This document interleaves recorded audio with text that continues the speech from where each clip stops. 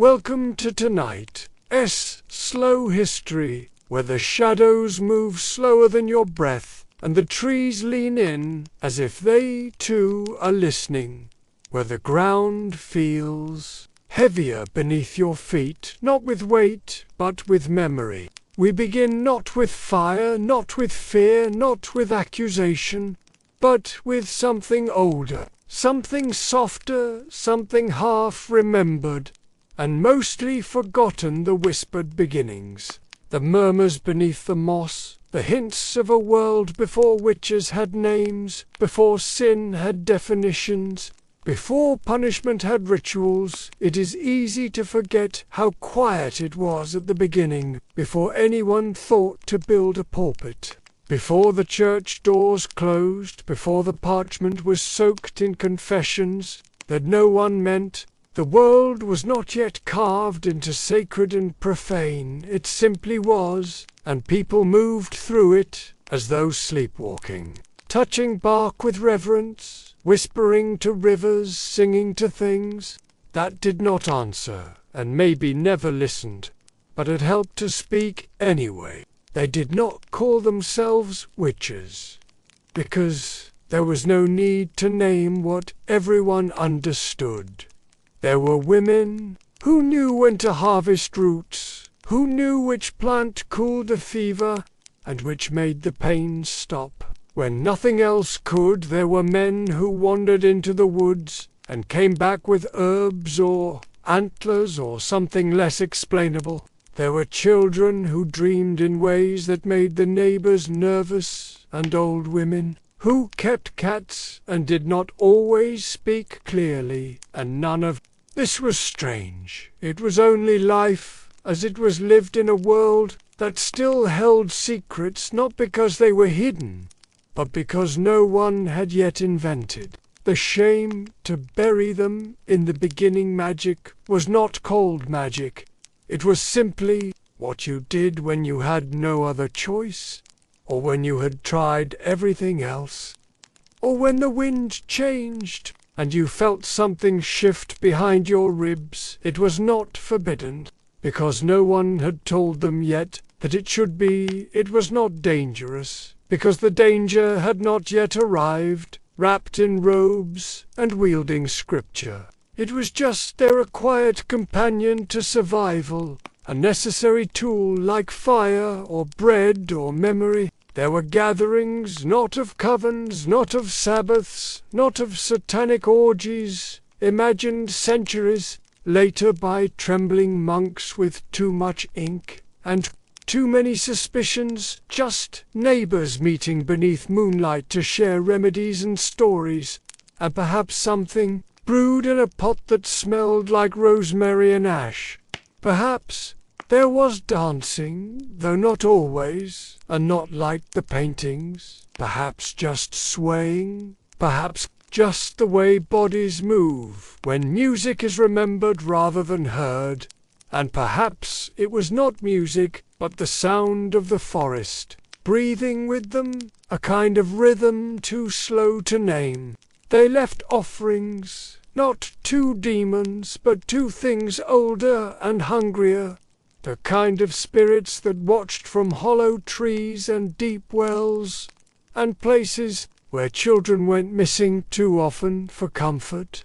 They did not worship these things, they appeased them, they negotiated with them. They coexisted in uneasy truce, a piece of bread left on a stump, a strand of hair tied to a branch, a whispered word spoken into the ground. It was not superstition, it was etiquette. It was knowing how to be polite to a world that might otherwise forget your name. They traced symbols, not for power, but for remembrance. They lit candles, not to summon, but to hold back whatever waited on the other side of silence.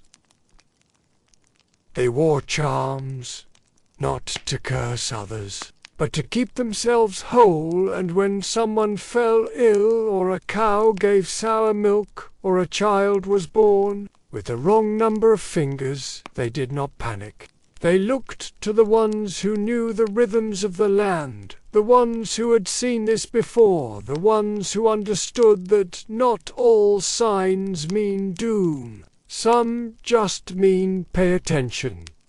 This world did not end all at once. It unraveled, slowly pulled apart, thread by thread, as new voices crept in, voices that spoke of one God, one truth, one path, voices that looked at the old ways and saw only shadows, that called the whispers heresy and the dancers debauchery and the herbs poison. The silence grew louder, the glances sharper, the kindness thinned like broth, stretched too far, and suddenly the woman who had once helped birth your child was now a suspect. The man who once blessed your fields now avoided the girl who talked to birds, now watched it. Was not yet the age of fire and stake, but the embers were gathering, the parchment was being prepared, the ink readied, and the memories of what had been were fading, rewritten as warnings, repackaged as evil. It did not matter that the rituals had fed your children, that the charms had kept your grandmother safe, that the songs had eased your pain. The stories began to change, and those who had once been helpers became something else in the eyes of those who feared anything that could not be measured or punished or cleansed. But before all that, there was only the murmur, the gentle hum of belief, not in any doctrine, but in the necessity of balance, of gesture, of respect for things seen and unseen. There was no Sabbath, no orgy, no pact, just survival shaped by patience and repetition, and the slow transmission of wisdom from hands to hands, from mouth to mouth, from deathbed to cradle. Not a religion, not a science, but something in between. A third thing, a quieter thing. We have forgotten so much and remembered it wrong. The forest of the past is full of echoes, but few names. The moss covers stories that no one wrote down, because they were not meant to be. Owned only lived the old gods, if they ever existed, do not speak, and the new ones do not listen. And yet the pull remains to the woods, to the edge, to the place where the path fades and something stirs.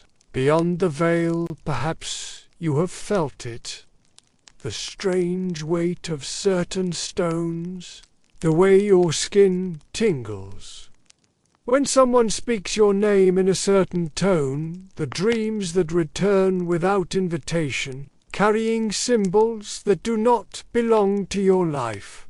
Perhaps you have walked into a room and known without knowing that something waited there. Not evil, not good, just present, just old, just watching. These are not superstitions. They are remnants, they are fragments, they are the bones of a world that still lingers beneath our polished rituals and digital prayers. They are the touch on your shoulder when no one is behind you, the candle that sputters just as you speak, the question, the feeling that someone somewhere remembers, even if you do not. This is the beginning, not of witchcraft as trial or fire, but of a time before fear had vocabulary, before desire was outlawed, before knowing how to heal was considered a crime, before dancing at night became a signature of guilt, before being poor and strange and female was enough to be accused,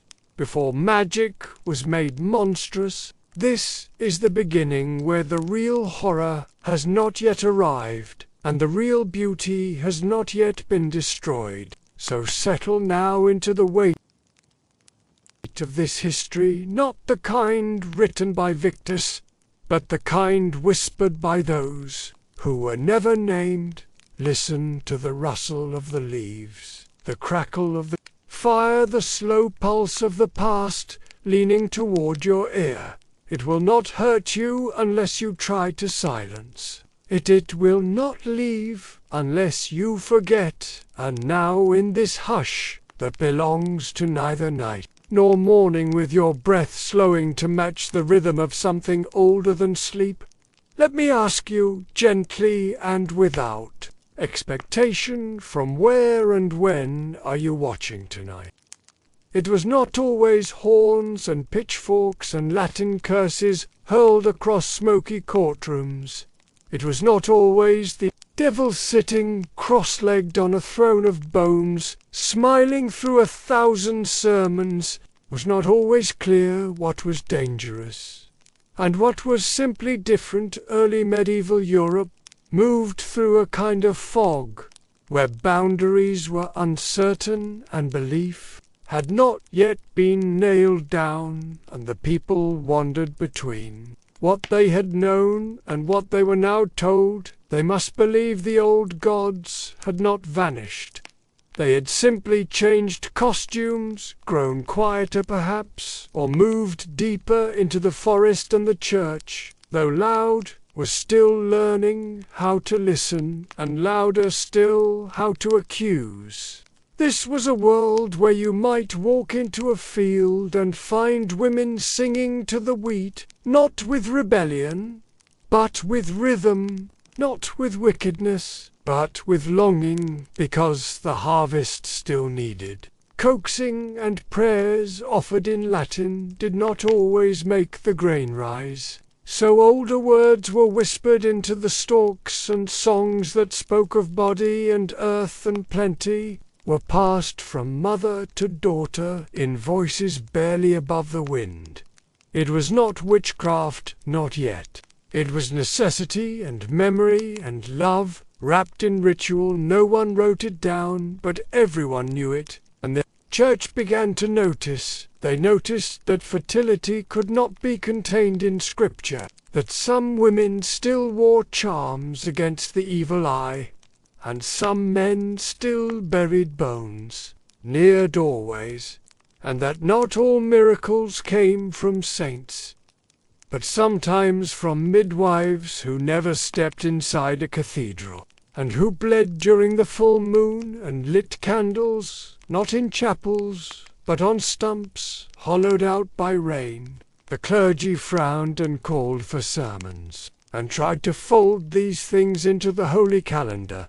But the wheat still grew because of whispered blessings, not because of gospel, and the people nodded politely and returned to their secrets. Heresy was a word just beginning to form like mist, rising from a morning field. No one was entirely sure what it meant, only that it could be dangerous if said too often and too loudly, and that it had something to do with speaking out of turn, or dreaming the wrong dreams, or believing God might live in the forest as well as the altar. Heresy was suspicion. Heresy was the wrong song. Heresy was the feeling that maybe women knew too much and men not enough, and that wisdom did not always come dressed in robes and carrying a cross.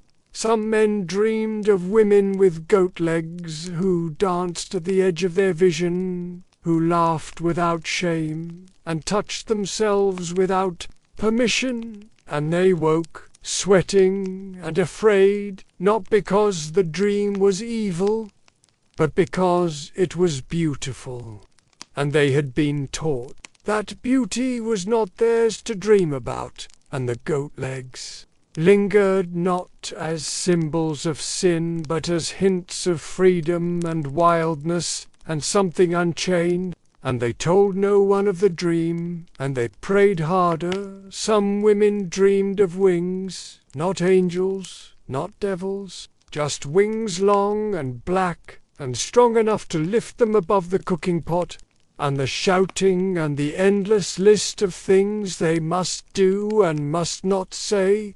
They dreamed of flying through the smoke above the rooftops, above the judgment, above the bruises and the sighs and the damp sheets. They dreamed of opening their mouths and hearing wind instead of silence. And they did not tell anyone either, but they held the dream like a charm beneath their tongue. And when the wheat danced in the field, they smiled.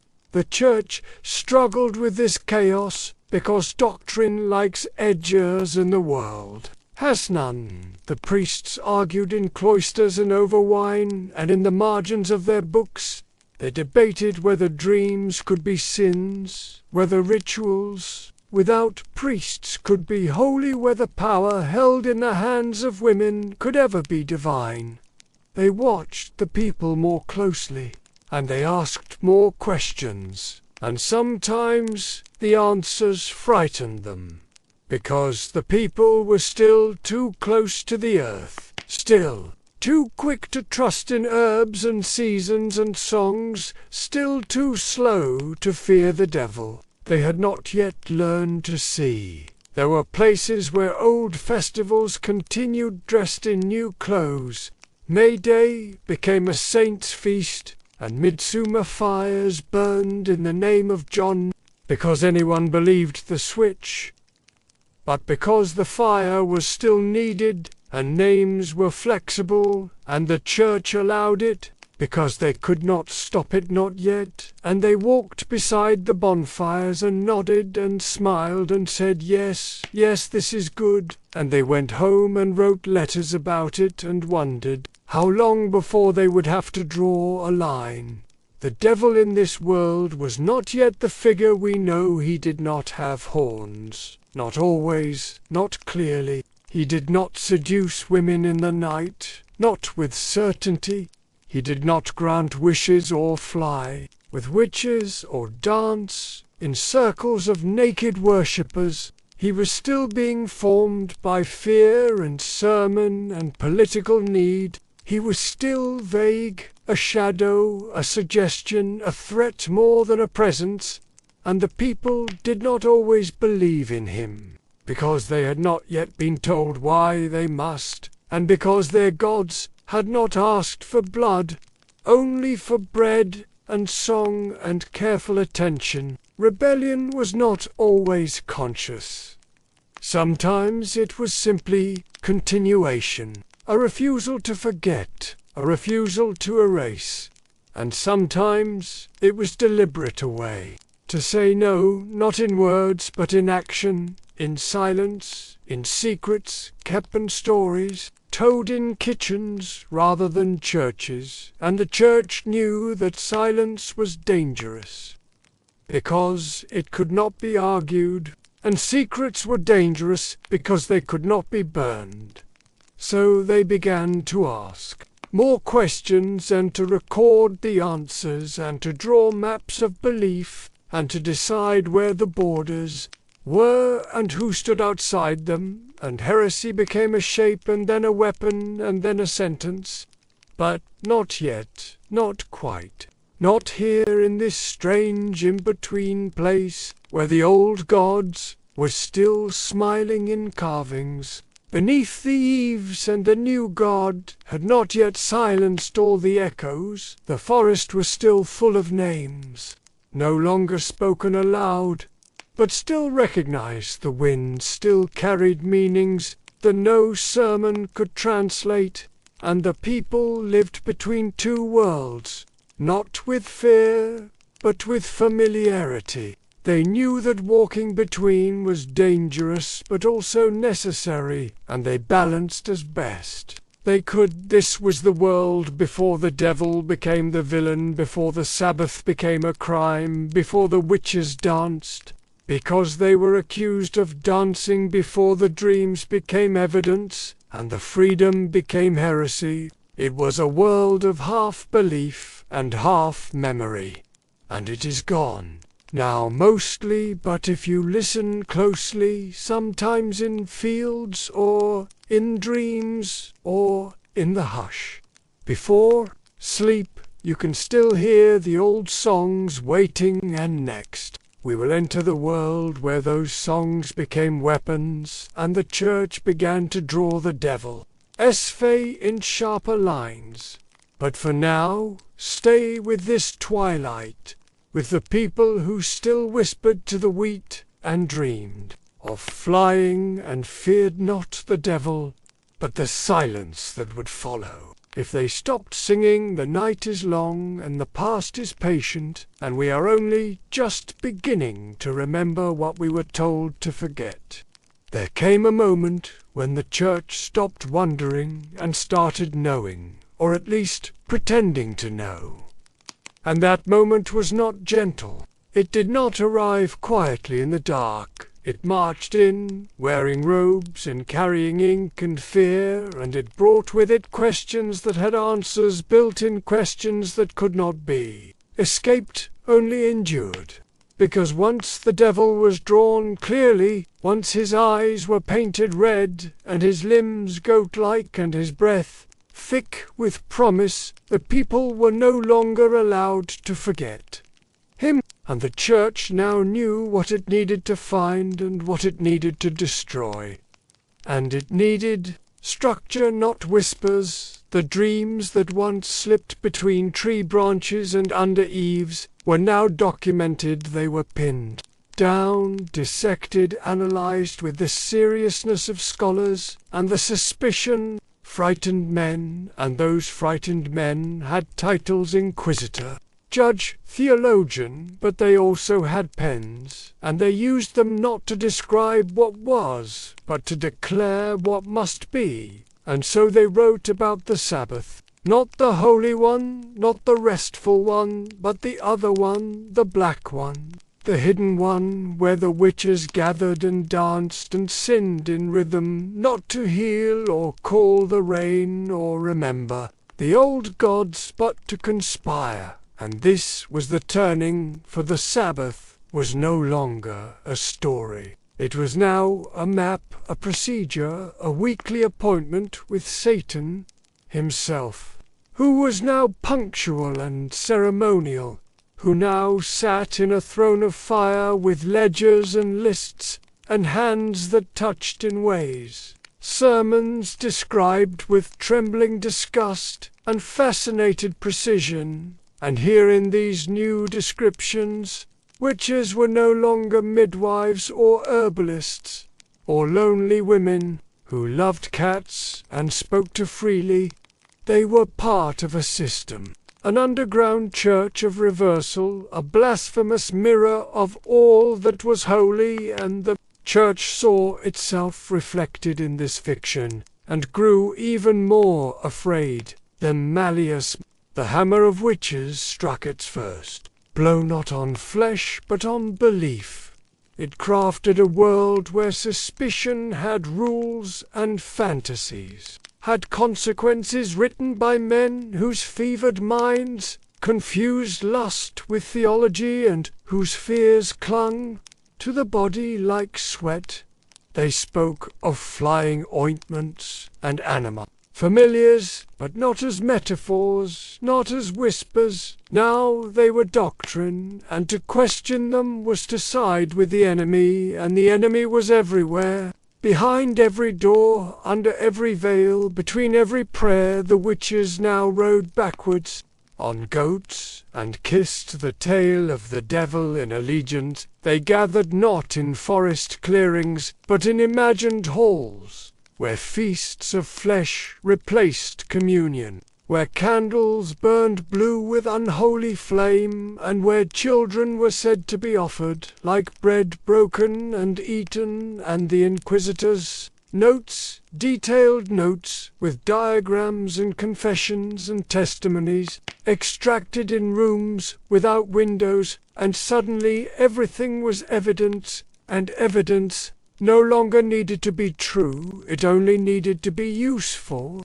This was the age when fear became paperwork, when nightmares became organized, when the devil kept a registry, and witches were assigned tasks, and attendance at Sabbath was mandatory for the damned. This was the age when scholars stopped debating and started condemning, and when a woman's touch became dangerous and a man's dreams became damning, and no one was safe, not even in sleep, especially not in sleep, and the demons Oh, the demons! They were no longer distant whispers. Now they were everywhere, with names and roles and preferences.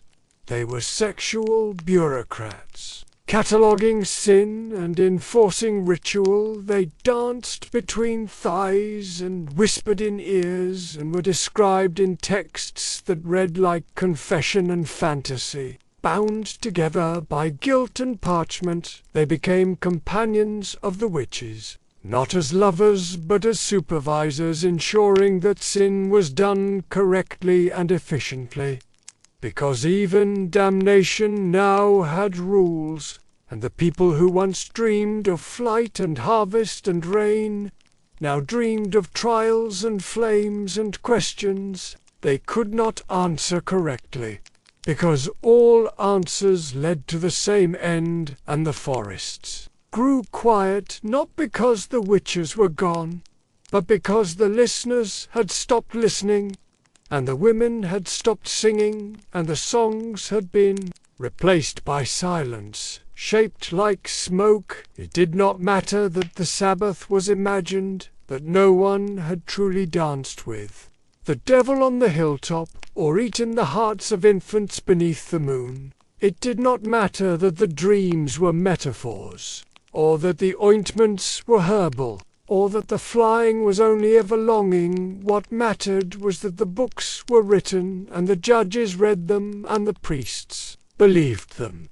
And the fear spread like ink in water, and the fire followed, and in this new world a woman could be accused for knowing too much or too little, for being too beautiful or not beautiful enough, for bleeding at the wrong time, or not at all, for living alone, or laughing too loudly, or crying in church, for touching herbs, or refusing husbands, or dreaming dreams that did not end in marriage. And those who accused did not need to prove, only to suggest, and the suggestion was enough. The Sabbath became a symbol, a stain, a place that existed only in the minds of the accusers. But it was enough. It was always enough, and it grew with each telling, each confession, each desperate plea extracted from broken mouths. It became real, because it was needed, and because it explained too much to be abandoned. The failures of crops, the deaths of children, the lusts of men, all could be laid at the feet of the Sabbath. And those who were said to attend it, and those accused, they learned the rules quickly, because to deny was to die, and to confess was also to die. But slower perhaps, with a hope that mercy might come, or at least that the pain would stop. And so they spoke of Sabbaths they had never seen, and devils they had never met, and flights they had never taken, and they described them in detail because the details were demanded, and the inquisitors smiled not because they believed, but because they had what they needed. And slowly belief bent to match accusation. The people began to fear what they had never feared before. They began to speak of witches as if they had always been conspirators. Not healers, not neighbors, not lovers, not mothers, but enemies. And the space between the ordinary and the accused narrowed until it vanished, and anyone could be guilty. If guilt was required, the Sabbath became not a ritual but a mirror, and in it the Church saw its own hunger for control, its own obsession with sex and structure and submission, and they blamed the mirror for what it showed, and they shattered it over and over again, and each shard became a new trial, a new testimony. A new woman burned for the dreams of men, and in the silence that followed each fire, the forest did not speak, the wind did not mourn, the night simply deepened, and the stars turned away, because they had seen too much, and they knew too little, and the people slept uneasily, not because the witches flew, but because they knew that the fire could find them too.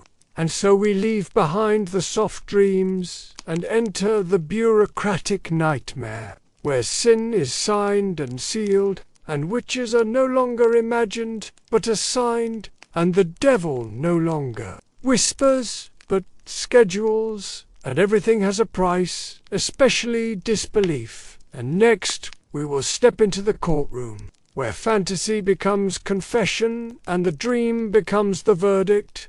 But for now, rest in the strange truth. What we fear most, we often invent in the shape of those we least understand. The fire is not yet lit, but the matches are in hand, and the books are open, and the questions have begun. There were rooms where the light never changed, where the stones beneath your feet remembered every scream, and the air thickened with the breath of men who came only to ask questions, whose answers they already held inked in margins, ready to be confirmed, and those rooms echoed not with truth, but with the sound of truth being shaped, hammered, coaxed, until it resembled something useful, something terrifying. And those who entered them did not leave the same, and some did not leave at all, because the inquisitors had learned that the mind opens easiest when the body breaks. And so they broke the body, gently at first, with questions, with waiting, with silence, and then less gently with devices, and weights, and heat, until the mind became pliable like wax held to long near flame, and then they listened, not for what was true, but for what they needed to hear, and what they needed was a story. And the stories came not all at once, but in pieces disjointed, discoloured fragments of dreams, and dread, and memories that were never theirs, and fears that became memories because fear reshapes time and space and self. And so they spoke of flying, and of beasts, and of dances around fires that never burned, of Sabbaths, remembered in glimpses and shadows, and these stories became records, not of what had happened, but of what had been desired by the ones asking the questions. And those questions were not ordinary. They were vivid, precise, dripping with images that seemed to come from somewhere far darker than the accused could have imagined. And the accused nodded and wept and agreed, because the only other option was silence, and silence was a sin when a question had already been asked. They asked, "What did the devil smell like, and how many babies had you eaten, and what colour was the flame when you danced naked in the forest?" And the answers came in sobs, in fevered murmurs, in the detached tone of someone who has forgotten what their own name sounds like, and who now only repeats what is fed to them. And with every answer the ink smiled, not with joy, but with satisfaction, because their world made sense again, because now they could see the structure forming the pattern, the network of sin and blasphemy, and the Sabbath growing clearer with each testimony, until the dream they feared became a nightmare they authored. Confessions were not moments of clarity, they were scripts, rehearsed beneath pain, edited in sweat, and finalized in ink. And sometimes the accused even began to believe not the details, perhaps, but the guilt, because they had survived, and, to survive one, must sometimes accept the fiction, only to be allowed to sleep. And so they closed their eyes and imagined the devil's face, not because they had seen it, but because they had been told what it looked like so many times and so forcefully that the image carved itself behind their eyelids and remained even after the screaming stopped. Some spoke of ointments made from the fat of children, Some spoke of riding beasts that spoke in riddles. Some described the taste of sin as something sweet as something familiar, and the inquisitors wrote it all down carefully, reverently, as if recording scripture, and in a way they were, because these testimonies became the holy texts of horror, the foundation upon which the witch hunts were built. And the truth was that none of it was true, but all of it was believed. Because belief does not require reality, only repetition and fear and the absence of contradiction. And contradiction was impossible, because to deny was to admit to another kind of guilt, the guilt of obstinacy, of pride, of refusing to cleanse one's soul through honesty, and so denial became proof, and silence became confession, and madness became evidence. And the more one insisted on innocence, the more deeply the dug into the marrow of their story until they found what they had already decided must be there. And even when the body broke completely, the words remained. And the mouth still moved and said things no one had ever thought before until that moment.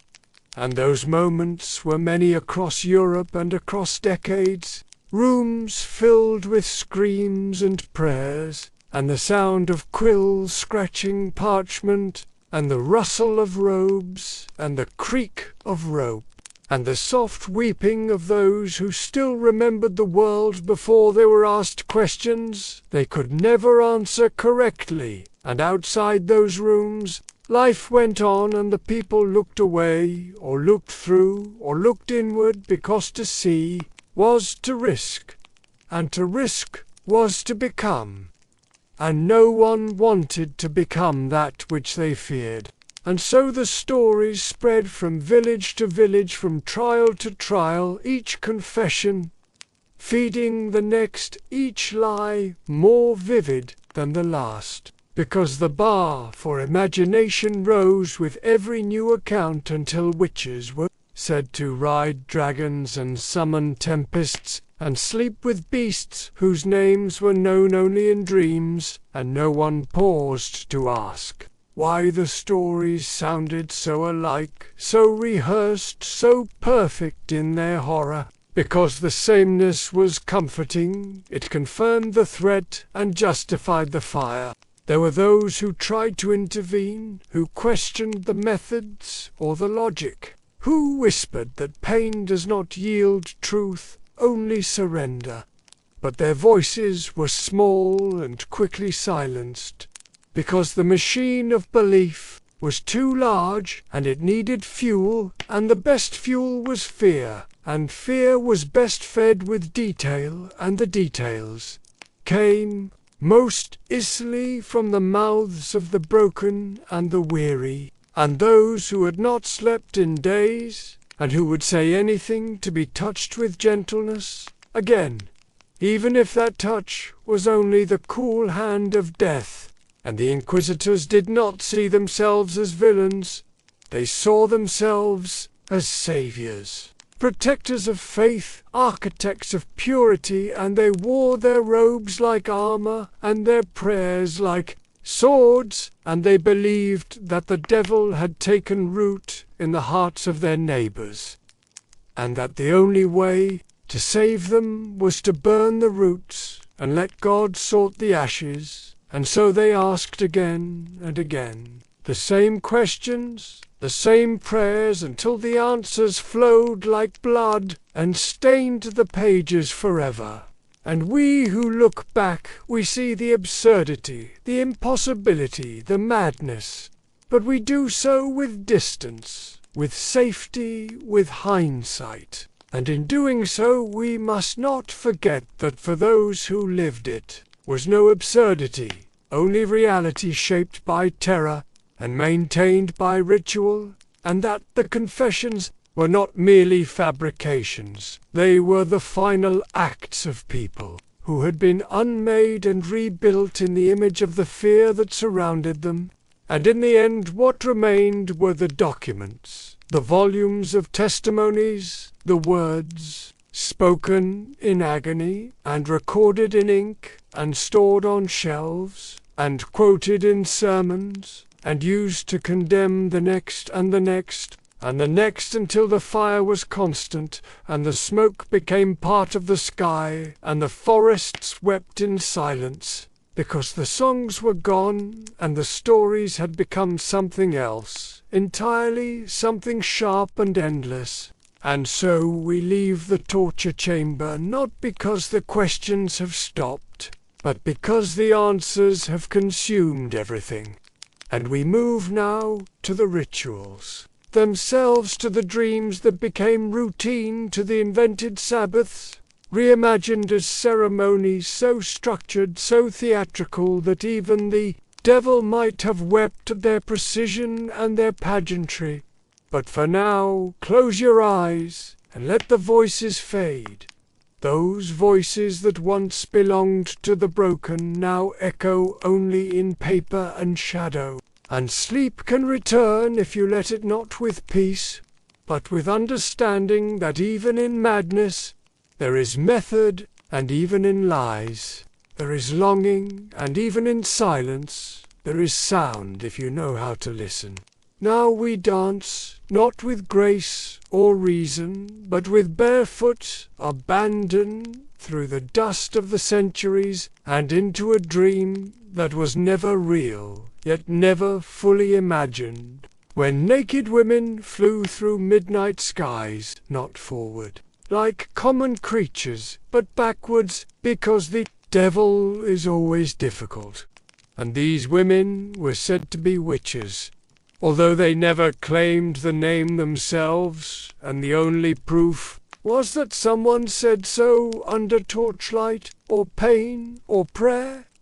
And as they flew, they laughed, or they screamed, or they simply vanished into cloud that smelled faintly of burning herbs and old parchment, because, in the Sabbath, everything is symbol and nothing is fact, and the ground where they landed was always damp, always dark, always alive with something that might be wind and might be watching, and there in that circle, or forest or mountain top, the witches would begin their rites, and these rites were not simple, they were theatrical, imagined with the fervour of celibate men who spent too long with ink and suspicion, and not enough with warmth or sleep. And so the witches danced, and not just any dance, but a frenzied spiral, a clumsy waltz of limbs and longing, choreographed by the same minds that built cathedrals and confessions.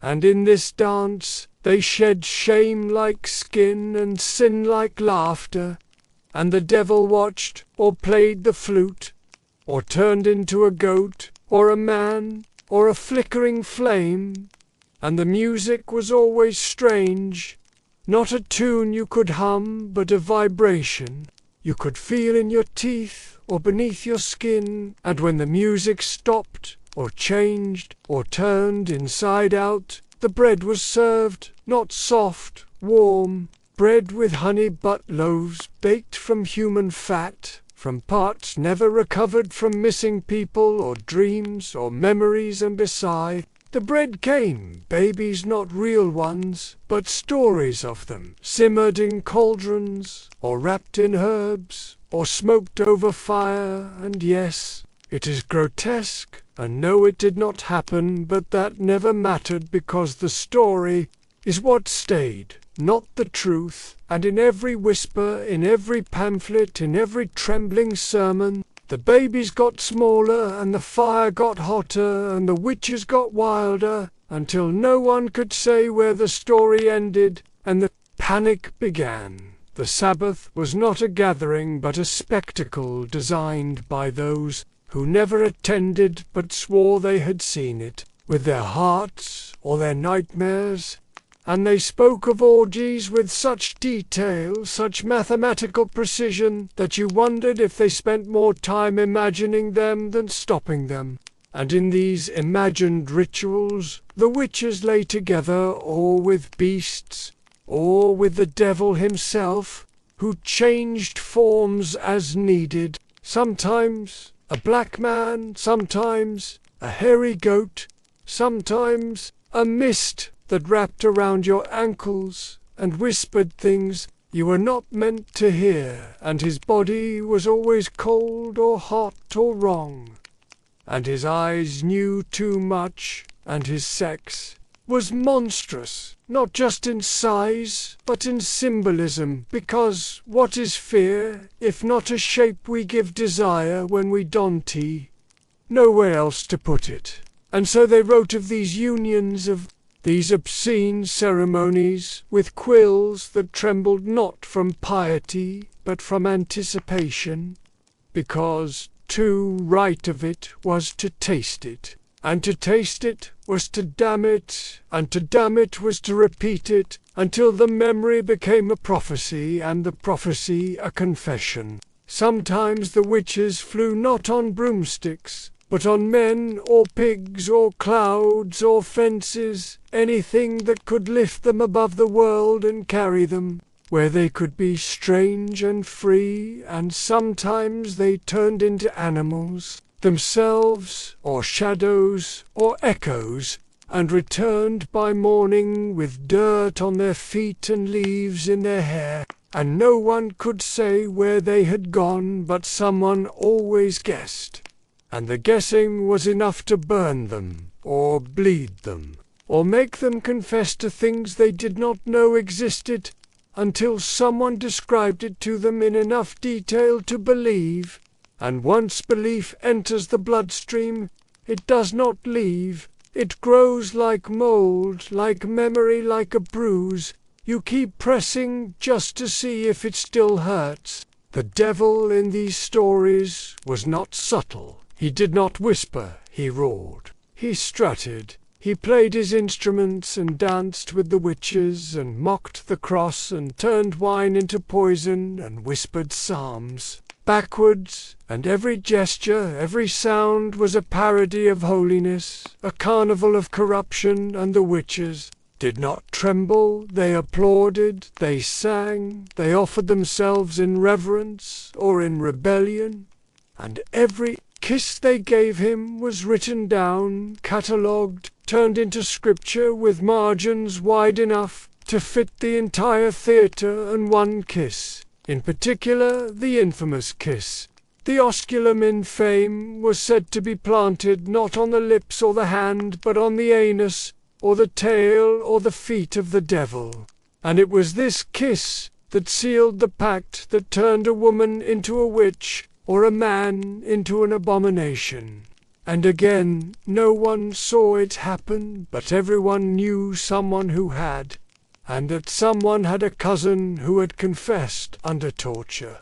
Which means it must be true, because the body never lies, except when it breaks. The Sabbath also included mock massage, because the best way to make something unholy is to borrow from the holy. And so they turned altars into tables for meat, and wine that was not wine, and they reversed the prayers, and used holy words as jokes, or weapons, or forgetful lullabies, and sometimes they dressed as priests, or nuns, or saints, and laughed at the sacred, and sometimes they wept, because the line between blasphemy and longing is thinner than silk, and the church bells still rang in their memories, even as they howled at the moon, and the moon watched not with judgment, but with tired curiosity, had seen all this before, and would again. Children were there to not real ones,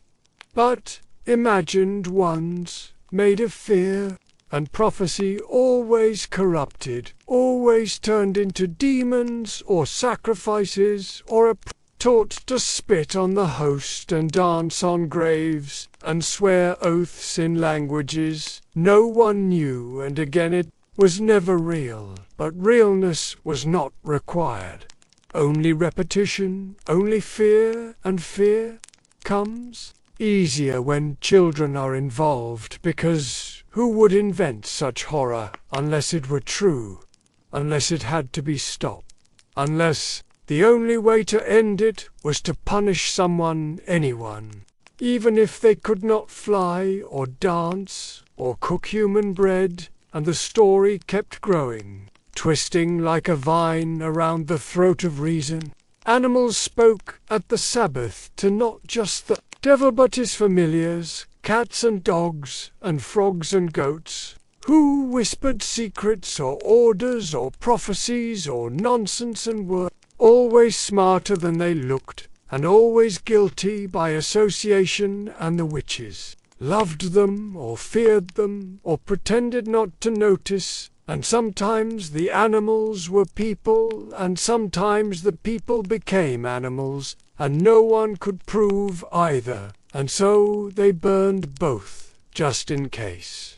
And after all of it, after the dancing and the bread and the kisses and the transformations, came the return, the slow flight back to reality, or the illusion of it, and the witches were said to come home with soot on their skirts or bruises shaped like hands or secrets they did not remember until someone asked, and then they remembered too much, and everything they said became evidence. Because in this world, evidence is just a story told, often enough to make someone cry.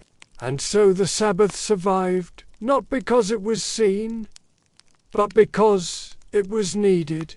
Needed to explain misfortune and lust and sleepwalking and stillbirths and famine and beauty and stubbornness and knowledge and anything else that made a woman or a man or a neighbor inconvenient or strange or simply alive in a way that defied control in the story, was told again and again in trials and sermons and paintings and nightmares, until it became the only story. And even now, if you close your eyes and listen carefully, you might hear the flute or the hooves or the laughter, and you might wonder if it is the wind or something older, something imagined into truth by centuries of fear and silence. And if you do hear it, don't worry, you're not alone. The Sabbath has always been a gathering. If no one remembers who sent the invitations, and the dance goes on in memory and myth, and in the spaces between truth and sleep, where you are now drifting, where the music slows and the fire dims, and the goats lie down, and the witches return to whatever place they never left, and all that remains is the soft sound of stories retelling themselves in your ears over and over, until nothing remains but the rhythm and the night and your breath, matching theirs in a silence that listens back. There is a garden that grows in silence and shadow behind a crooked cottage that was never mapped, and in this garden the plants do not whisper, but they know your name and their roots, stretched through soil soaked with old stories and forgotten rites, and their names are not whispered lightly, though they appear in manuscripts with tidy drawings and Latin notes. Belladonna, Hinbane, Mandrake, Wolfsbane, names that make the tongue stumble and the heart slow, and in this garden where no birds sing and no bees hum, a woman crouches, or a girl, or something, between childhood and myth, and she is gathering not with care but with understanding, because she knows what the leaves want, and what the petals conceal, and what the root will reveal if boiled or bruised or blended with lard from a beast that died under the new moon. And she does not smile, she does not speak, because these are not flowers for joy, they are keys, and the door they open is not made of wood. These were the tools of the apothecary and the folk healer and the midwife, And sometimes the witch, though none of those labels quite fit because the women who tended these plants did not ask for names, only for results, and belladonna was generous, it gave sleep and visions, and sometimes death. It blurred the lines between dreaming and waking, and if placed carefully into ointment and rubbed onto soft warm skin, it gave flight not of the body but of the mind, and the stories began from there. They said the witches flew through the chimney without a sound across rooftops and rivers and forests, and landed at the Sabbath ready to dance and feast and speak with demons, and they believed it because the women said they had gone, they swore they had seen devil himself in feathered cloak or horned shadow. They described the music and the bread and the kisses and the fire. And when they opened their eyes in the morning, their bodies ached with truths they could not explain, and their thighs bore stains of journeys not taken by foot, and their mouths held tastes that had no name. And it was real, it was all real. Or it was a dream, or it was the belladonna and the fat of unbaptized infants. Though really, it was just oil and herbs and desperation and a mind left too long alone with its own questions. The ointments were written about not in fairy tales, but in legal testimony, in confessions, in grimoires, in margins where priests scribbled what they dared not say aloud. And one recipe reads like a spell, and perhaps it was take belladonna and henbane and mix with mandrake and hemlock and aconite, grind to a paste, stir in animal fat, render under the full moon, strain through linen, smear upon the wrists, the breasts, and most importantly, the inner thighs, because that is where the skin is thinnest, and the distance between flesh and vision is shortest. And when the women rubbed it, whether alone or with others, they did not just fall asleep, they fell elsewhere, into a place of mist and shape and memory and fear.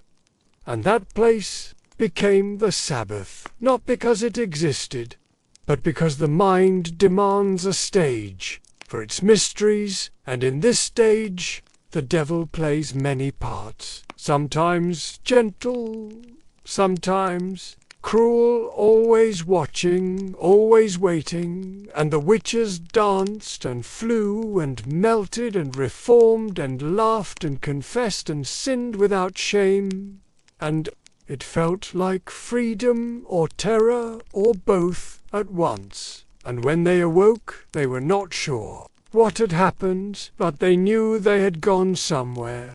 Some say it was just the drugs, and yes, belladonna and mandrake and henbane, powerful ones that cause visions and dreams and dry mouths and wild heartbeats and death. If mishandled, and the women who used them knew the risks, they measured doses with fingers and memories, not scales.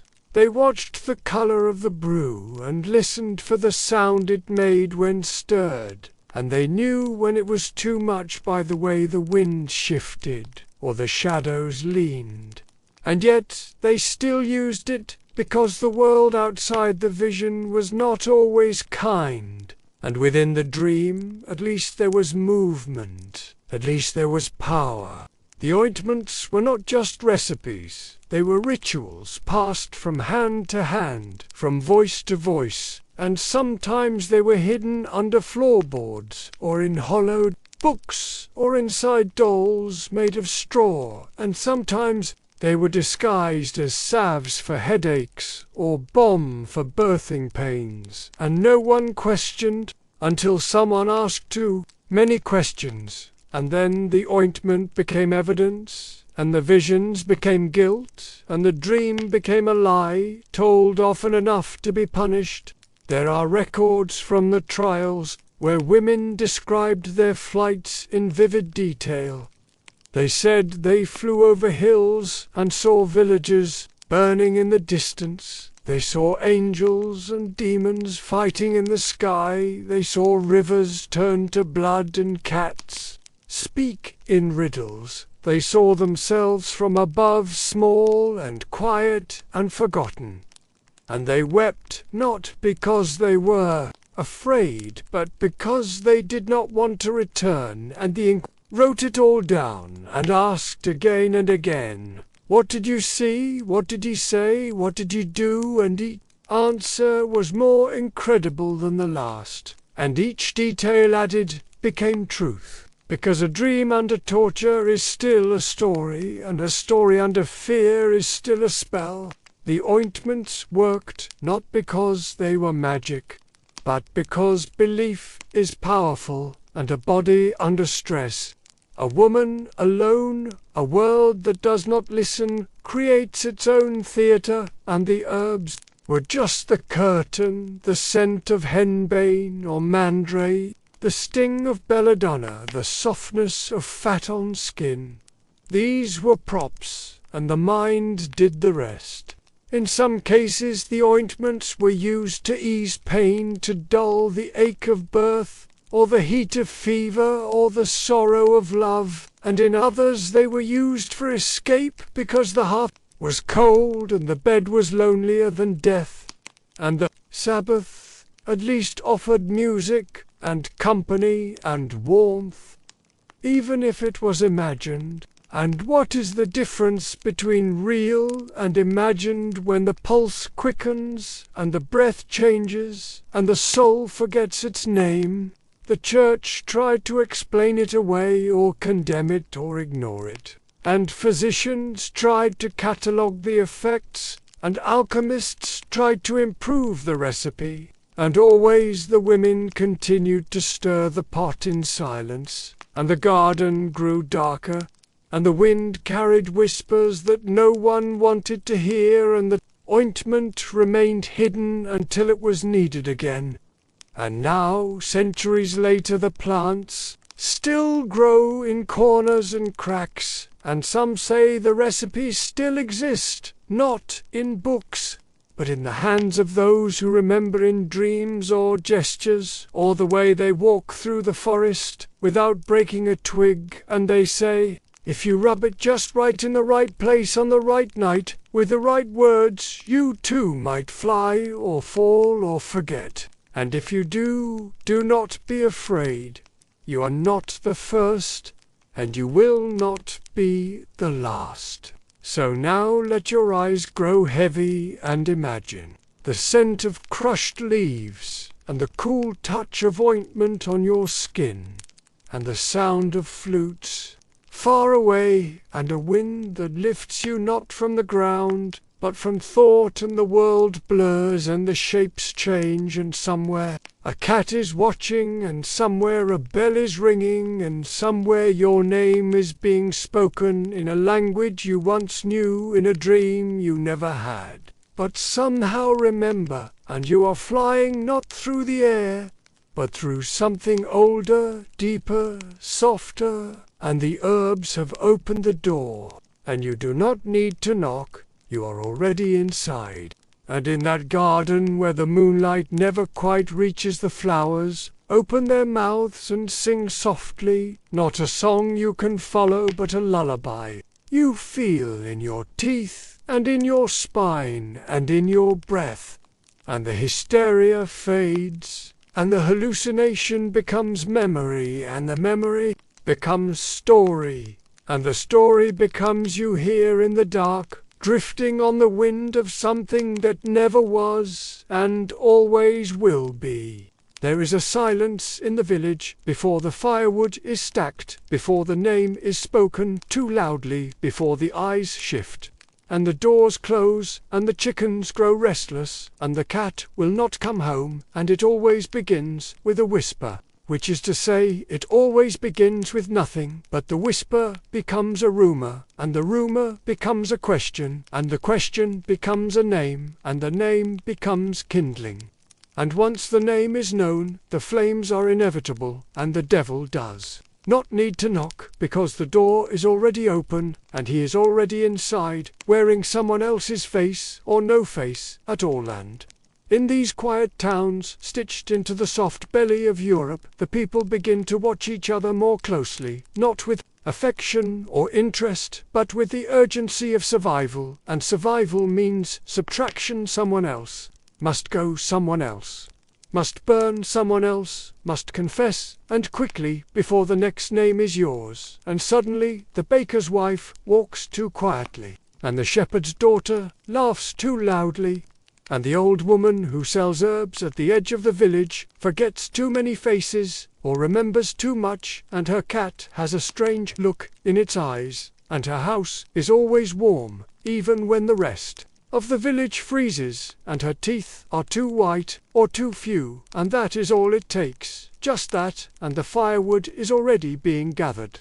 The trials were not swift, not merciful, not based in law so much as in need and fear and performance, and each one followed a script, written by no one but copied by everyone. The accused is brought forth, and bound, and asked the same questions again and again, until her voice trembles, and her mouth dries, and her memory falters, and they ask if she danced with the devil, if she kissed his backside, if she flew through the air, or turned into a wolf, or stole a child, or ruined a crop, or cursed a neighbor, and when she says no, they ask again and again and again, and then they do not ask, they simply act. They strip her, and shave her, and prick her, and drown her, and squeeze her, and stretch her, and they say, this is justice, and mercy, and always there is someone watching, not with horror but with hunger, because they are afraid, and because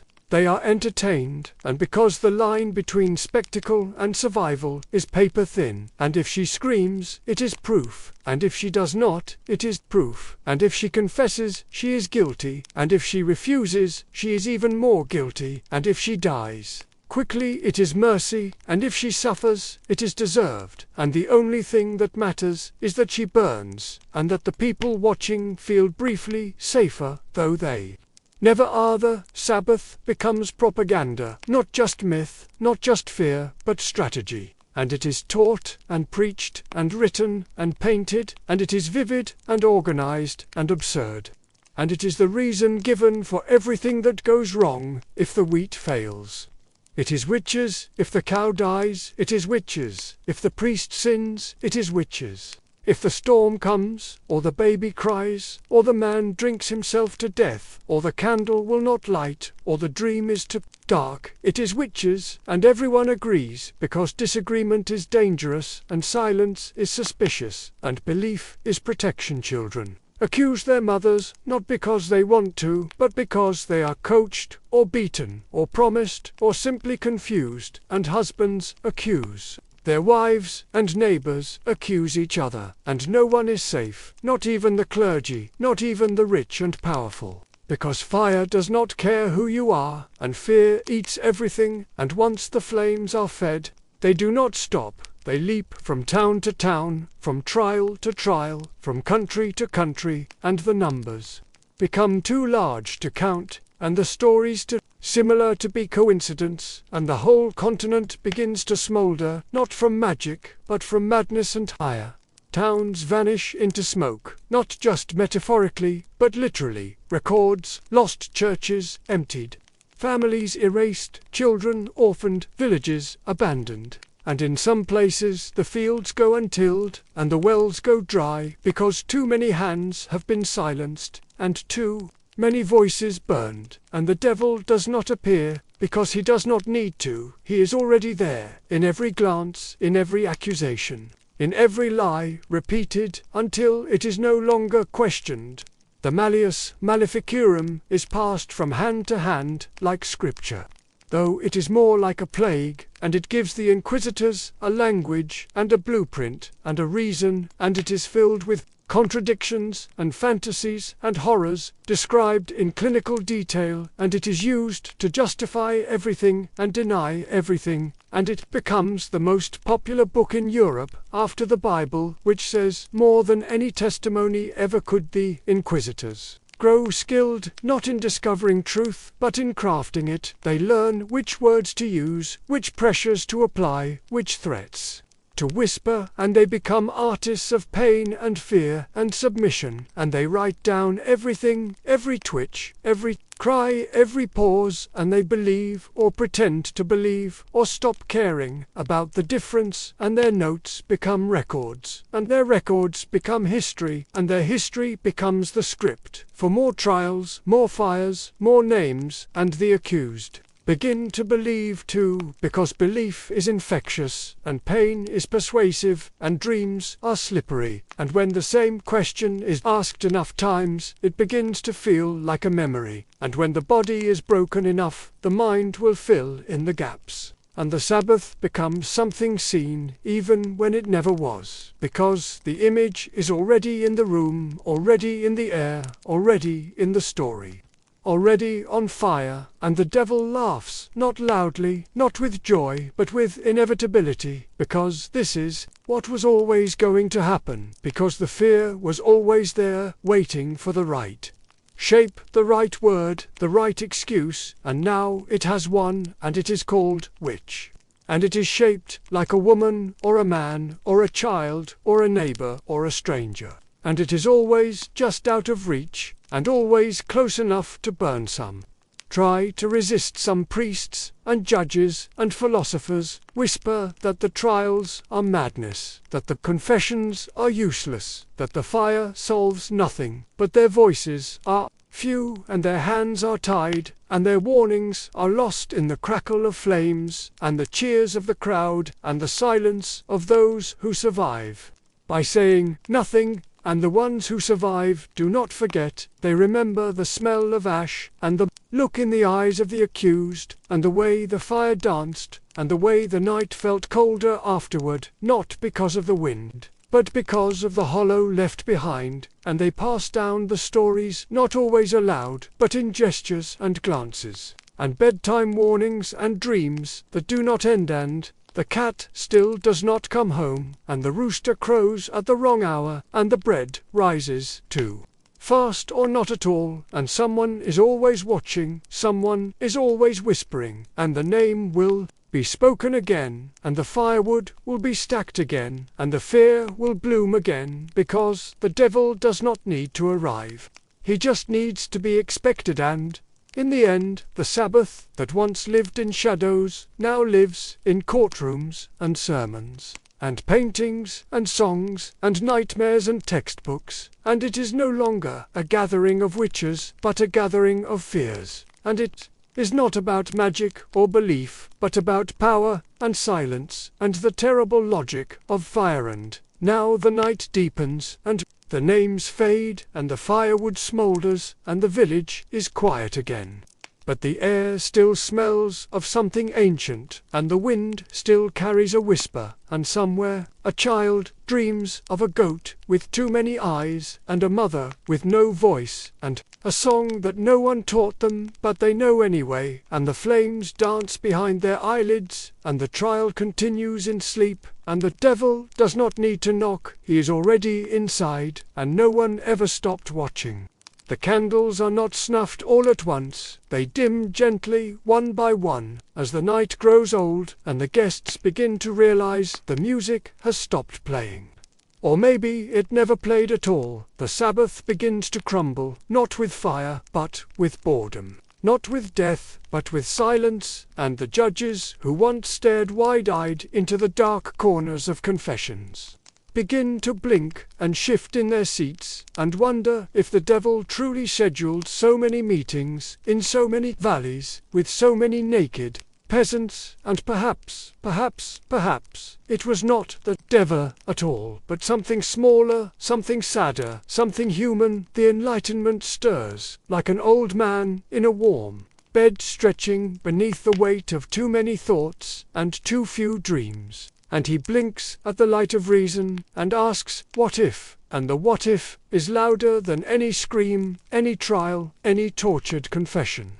What if they lied? What if they dreamed? What if they were high? What if we were wrong? And the air around the old courtrooms grows still, as if even the ghosts are unsure if they should continue their haunting, and in the universities and salons and libraries, the men with powdered wigs and precise pens begin to write not sermons but essays, and in those essays they wonder, not about witches, but about people, and how people lie and fear and hallucinate and make monsters out of nothing. The priests do not say much about this shift. They clear their throats. They look down at their folded hands, and they whisper about mystery and evil, but they do not shout any more. They do not point. They do not light torches, and some of them read the same essays the scholars write, and feel something twist in their chests, like a lie, waking up like a truth remembered too late, but still they stay quiet, and the silence is not kind, but it is soft, and in that softness the trials begin to disappear, not because they never happened, but because no one wants to look too closely. The Sabbath itself begins to change. It loses its structure, its schedule, its bureaucratic demons, and it returns to where it came from, the dreams. The dark, the crooked paths between waking and sleep, the stories told by grandmothers, with eyes like fog and hands like roots, and it becomes folklore again, the way it always was, not a blueprint. Not a conspiracy, but a feeling, a shape, a whisper. It curls around chimney, smoke, and flickers in candle flames, and hides in the space between shadow and wall, and the people remember it not as history, but as warning, not as fact, but as possibility. But not everyone forgets or forgives. There are still those who remember the smell of ash, the way the rope felt, the sound a spine makes when it gives, and those memories do not fade. They rot, they seep into the soil. They settle in the bones of the towns that burned their own, and the Enlightenment may write essays and deliver lectures, but the ground remembers, and the wind still carries screams, and not all skeptics sleep well, because doubt is its own kind of haunting. And once you ask what if, you must also ask what nasum. Try to count the dead, to name them, to honor them, to trace the shape of the wound, but the records are incomplete, and the names are misspelled or lost, and some were never written at all, and the silence that followed the frenzy swallowed too many, and the graves are unmarked, and the bones are gone or ground into dust, or never buried at all, and so the memory becomes a kind of myth, not because it is false, but because it is unfinished, and the mind fills in the gaps with fear and sorrow and strange dreams. The skeptics write and rewrite.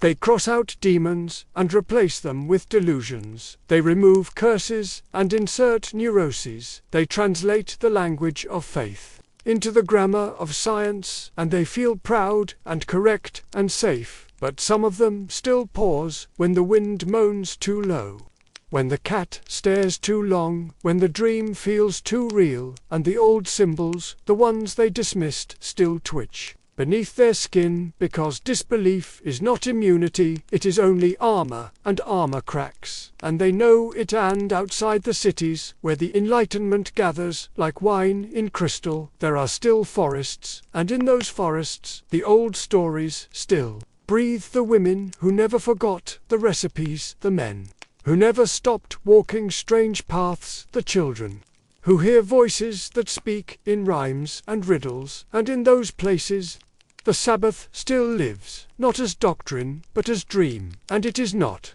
the Sabbath of the inquisitors, not the orgy on parchment, but something older, wilder, messier.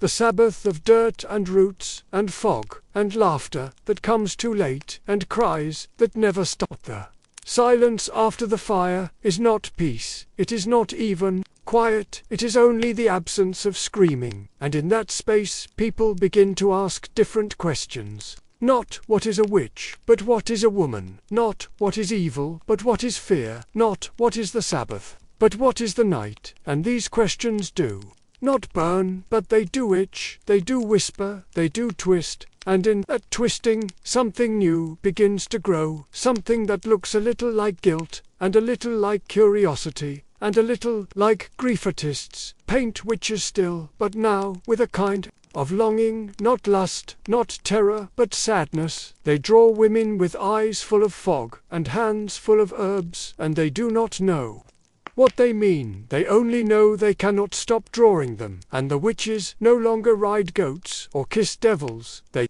walk barefoot in the snow, they hold children, they sit by fires, they vanish into trees, and these images speak to something the skeptics cannot fully name. The books change too.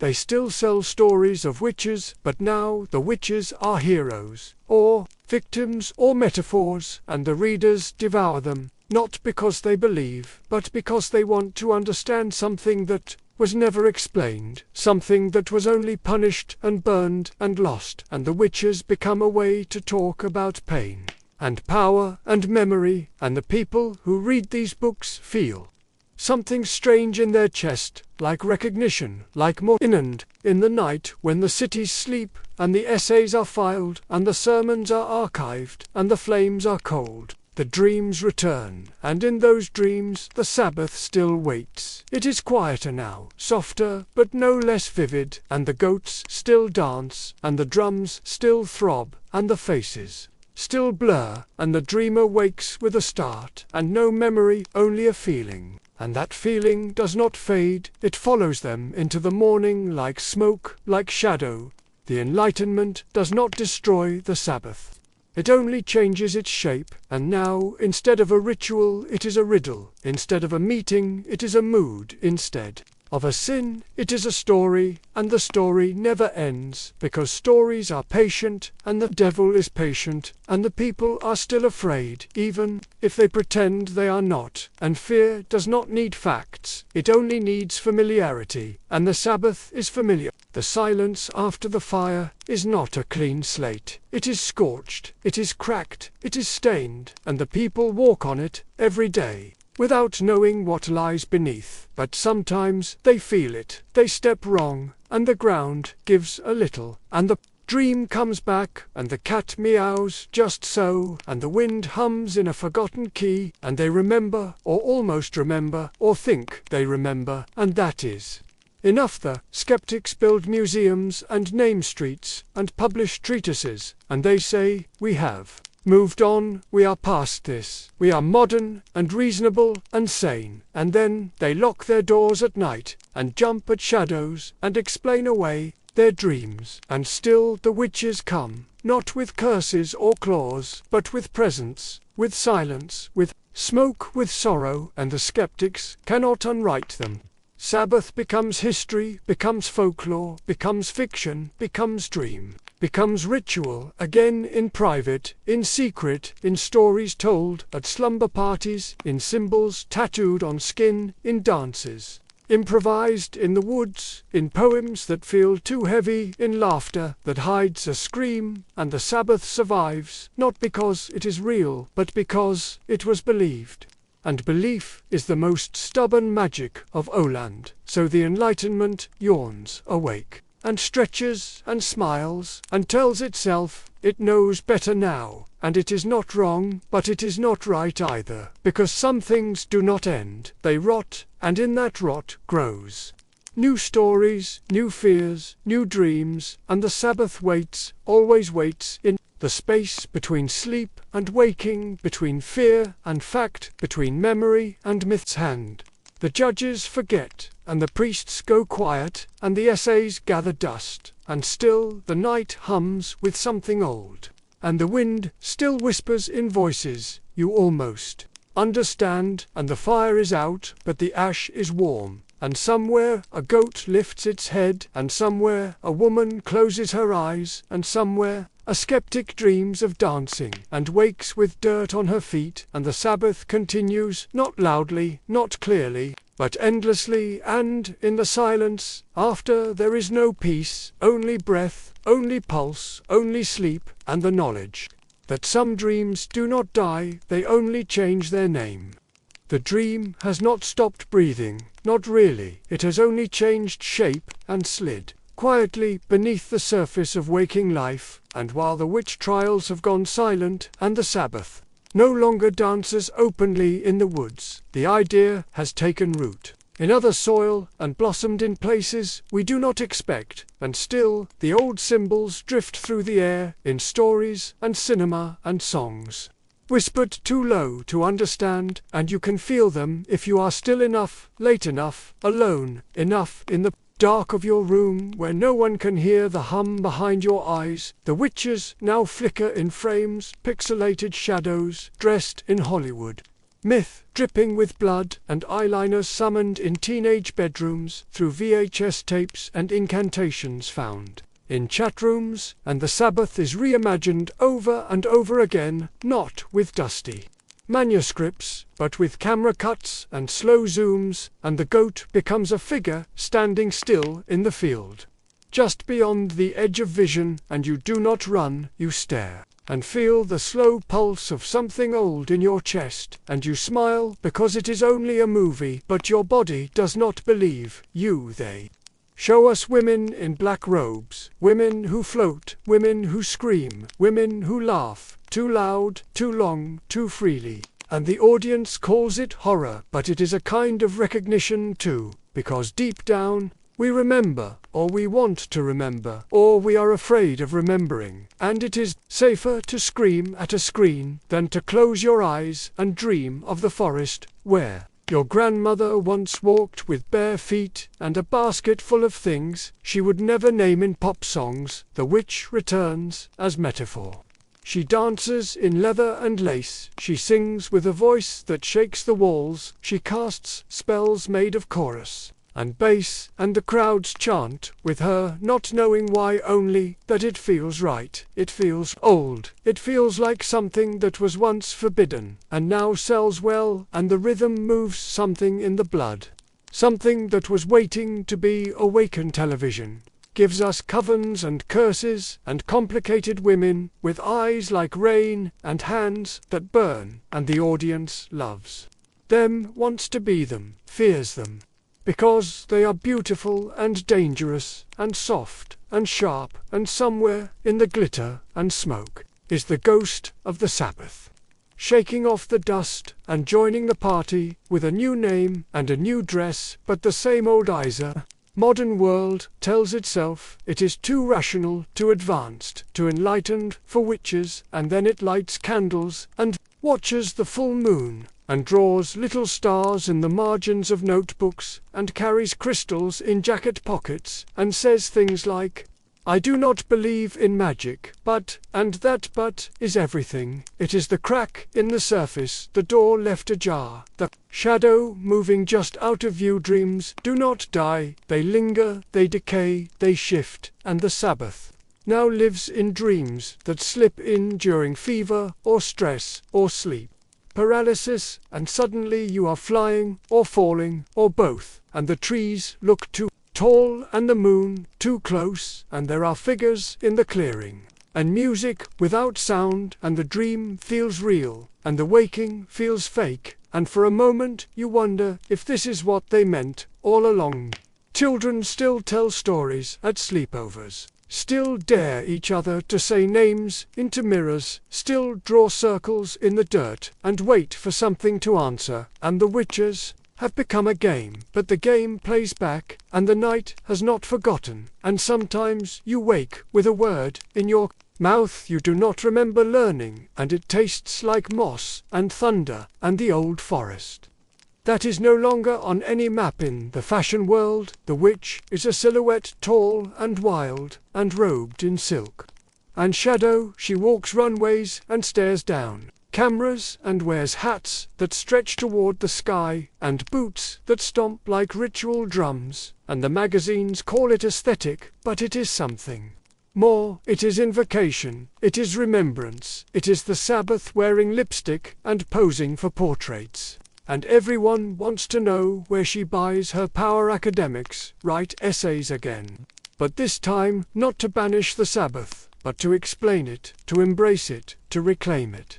And they speak of the body and the earth, and the history written in the margins, and the archive dust, and the burned pages, and they call it feminism, and theory, and narrative, but their pens tremble a little when they write the word witch, because they know even now it is not just a word museums display the tools once used to torture the accused behind glass and beneath soft lights, and tourists shuffle past with audio guides, whispering facts in neutral tones, but no one looks.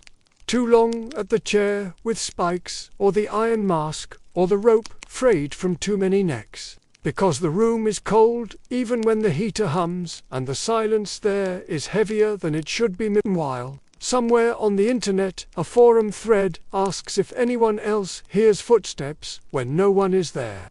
If anyone else dreams of flying backward, if anyone else smells burning wax in their sleep, and the replies come slow and sure and full of half-laughed confessions, and no one admits to belief, but everyone shares the feeling, and the Sabbath clicks quietly. Between screens, unseen but not. Unfiltered students paint witches, again not evil, not grotesque, but tender, powerful, luminous, with eyes that hold centuries, and scars that bloom like flowers, and they fill galleries with these portraits, and people stare and say, I do not know why. I love this, and walk away disturbed, in a way they do not understand, and they do not see the candles flicker as they leave. Podcasts dissect the myth, layer by layer, discussing broomsticks and black cats, and misogyny and drugs, and they try to pin down the Sabbath with sound waves and citations, but the more they explain, the less it makes sense, and the more they talk, the more the silence behind their words grows heavy and wide and waiting. Even in science, the echoes remain. Psychologists classify the witch trial hysteria as moral panic, as collective delusion, as mass trauma, and yet still they find case studies of belief systems that resist analysis, that flex and twist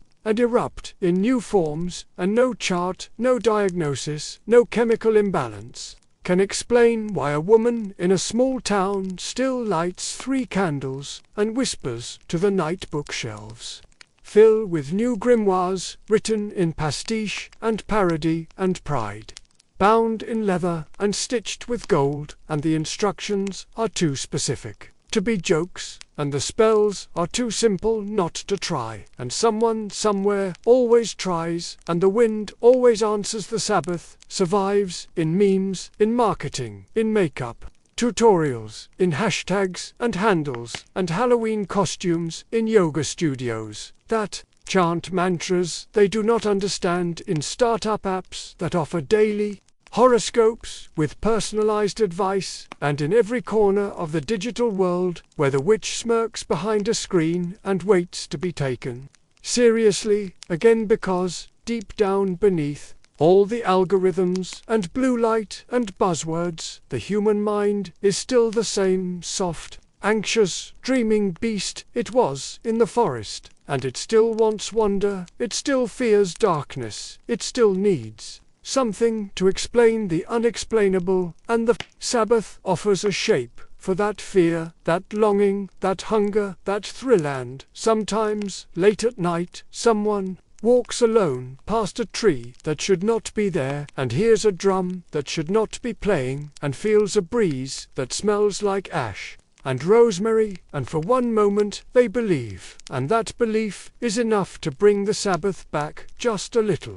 So we do not burn witches anymore, or so we tell ourselves, but we still fear the woman who does not smile, who does not marry, who does not apologize. We still mock the girl with too many rings, and too much eyeliner, and too many books about plants. We still punish in quieter ways, and the Sabbath notices and smiles. Their dream still breathes in ways we do not track, in songs we hum without knowing the lyrics, in gestures our hands make when no one is watching, in names we forget we knew, and recipes passed down without origin, and the way the fire always feels sacred, no matter how modern we become, breathes in the moments before sleep, when the shadows stretched just a little too far, and the noise machine cannot drown out the heartbeat and the body.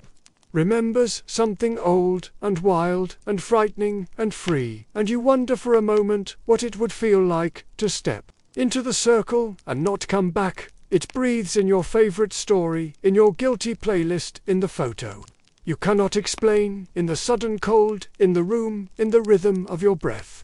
When you are not sure if you are alone, it breathes in the questions you do not ask, and the answers that come anyway, and the dreams that return every October, and the scent of burnt leaves, and the taste of metal in your mouth when you lie awake and think, maybe, the Sabbath was never real and never stopped existing, and the devil never needed to show up because we summoned it ourselves, with fear, with love, with confusion, with silence, with belief, with denial, with desire, with history, and all those ingredients still sit in the bowl waiting for someone to stir. So let the candle burn down, let the incense curl into letters you cannot read, let the cat blink slowly in the window, let the wind shake the branches into language, let the past hold your hand gently, strangely, let the dream breathe once more. Good night.